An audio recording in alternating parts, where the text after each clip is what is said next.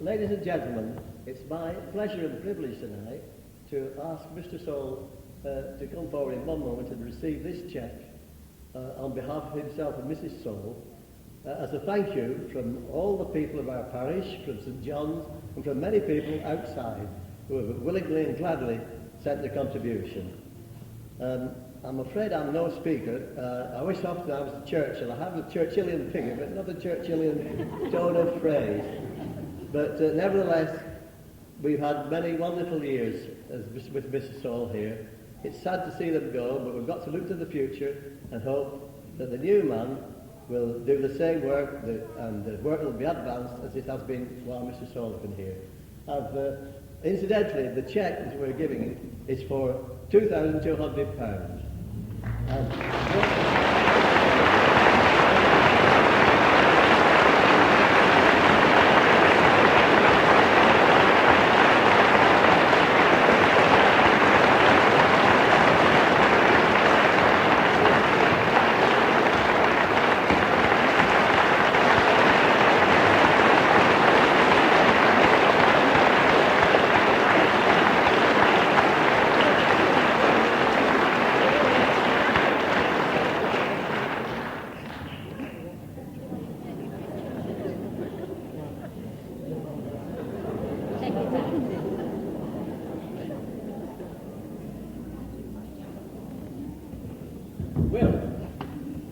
Mr. and Mrs. Marvin, church wardens, ladies and gentlemen, I'm sorry I have to screw up my eyes. I couldn't see you in any way, but the lights are rather brilliant for me. I must thank you very much indeed for this very wonderful gift. Perhaps I could tell you a little story, it's a true one, how my domestic bliss nearly came to an end over this gathering. As you know, ladies and ladies fellowship always know that I do everything my wife tells me. Well, when this idea was mooted in the first instance, I said, no, let's have a very small, informal business, you see, no presentation really. And anyway, others decided otherwise. And so wife and I were talking about this. I said to her, well, there's one thing, the theme of any remarks I make is set for me. So she said, what's that? And I said, well, the theme is obvious, isn't it? The vicar's debt to his wife. So she said, if I spoke about this, she wouldn't go to Walterdale with me. Now, it so happens that if that ever did take place, I should be sunk without trace. I can't afford that. So what I'm going to do is give her this.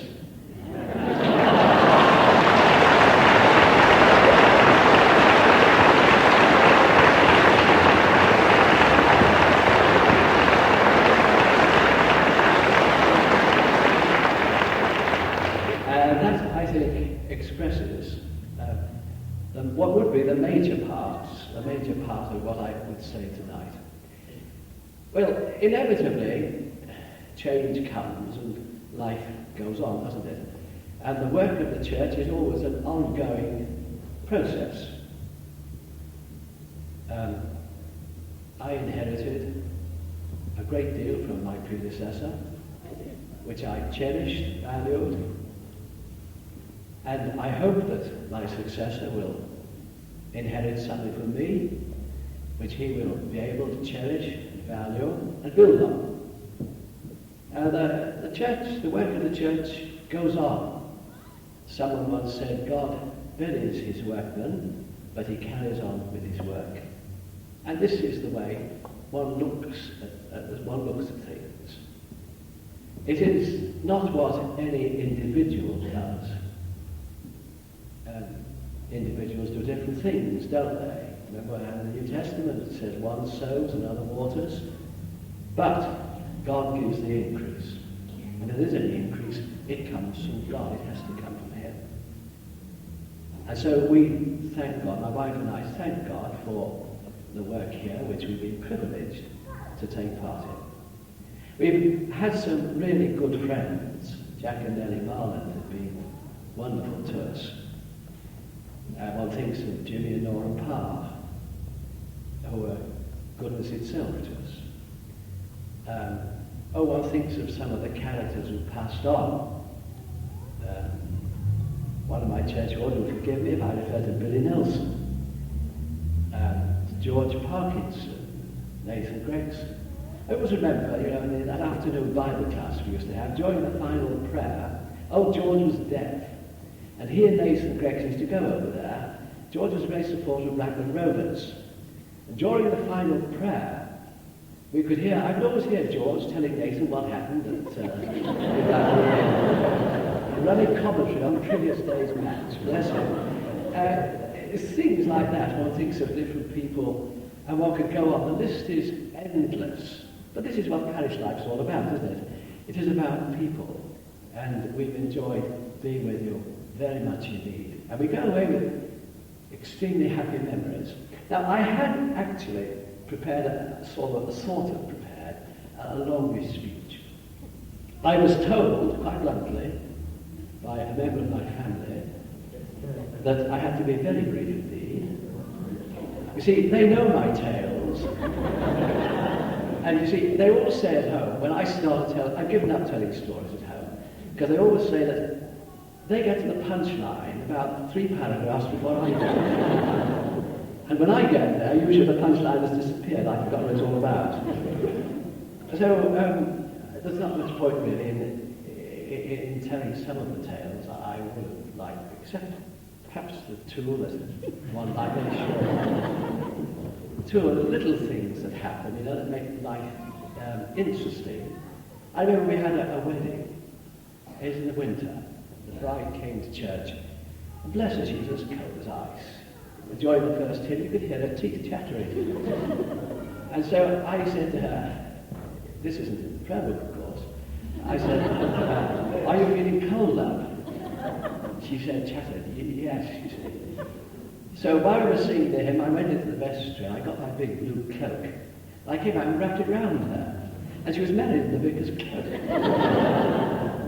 And she defroze, of course, it's a nice warm cloak. But I thoroughly advised her to be married in the vicar's cloak. And then there's another little story that might interest you. You remember when we had our second dog, Ben? We had a funeral, and he was a farmer from Eccleston. I don't know whether he might be here tonight. But that dog was the most intelligent creature, he really was. And there was I, standing at the top of the church brow, and the undertaker, the Eccleston undertaker, just unloaded the coffin. And all of a sudden I got a nudge on my right leg. And there were people lined up on the church brow. And I looked down, and there was the dog.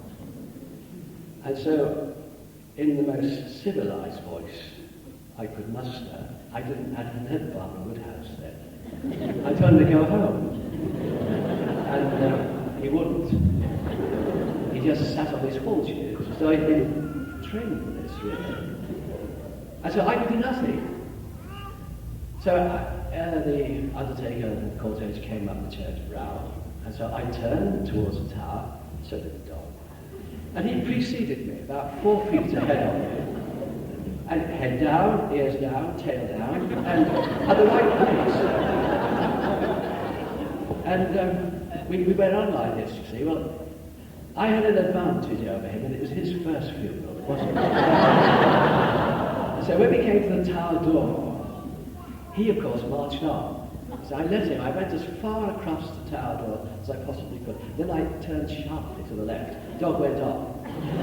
When I got into church, I said to Harry Ken, I said, if my dog comes in, nab him, take him home. We didn't. We had the service. And after the service, we left through the south door, and I stood on the south door step and looked into the church, and I couldn't see the dog anywhere. And I said, wonderful, he's gone home. We just got our cortege all lined up. We were going down the south path, and out comes the dog. Takes up his position about 4 feet in front of us. And we go down the south. The dog leading the way. And I didn't know what to do because I thought this is terrible, really. And we were turning the grave. There's a grass path, what we call a grass path, just beyond the dead flower on the left there. We had to turn up there. So I did the same manoeuvre. And the dog, of course, didn't know this, so he went on, you see, we turned out to the house of God. Anyway, we got to the grave side, and no dog. And I was just reading the committal when I felt this nudge on my right. And out I looked down, and there he was, standing beside me. And he was looking at the coffin. And I took the committal, and he just gave a last look at the coffin, and off he went, you see. So I thought, well, this is the first time it's ever happened. So I went to the window, and I said, I'm awfully sorry about this dog of mine. And oh, no, she said, don't be sorry, Becca. He said, if my husband knew, he said, he'd be delighted, he was ever so fond of dogs. So it was rather wonderful. And, well, Paris life is full of that kind of thing.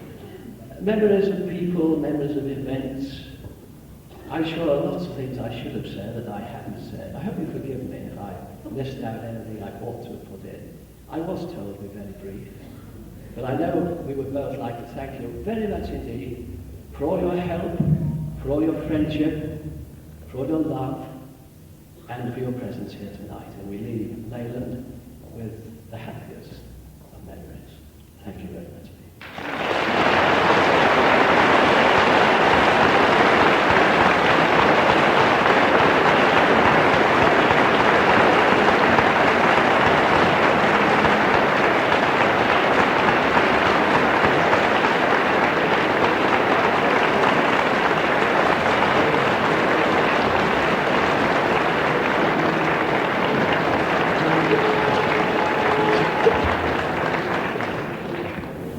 We join then in the singing of Mr. Sawle's favourite hymns on the back of your souvenir programme. To God be the glory, great things he has done.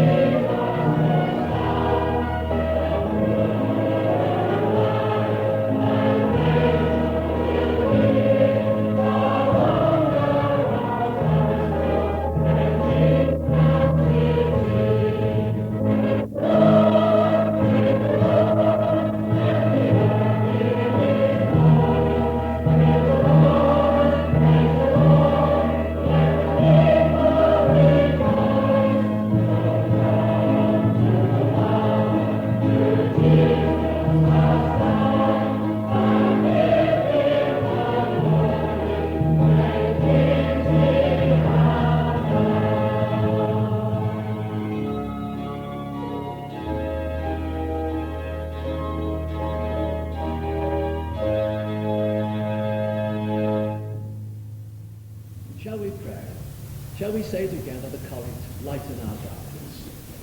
Lighten our darkness with the beauty of the Lord, and by thy great mercy, defend us from all perils and dangers of this night. For the love of thy only Son, our Saviour, Jesus Christ. Amen. Now let's say the grace together. The grace of our Lord Jesus Christ,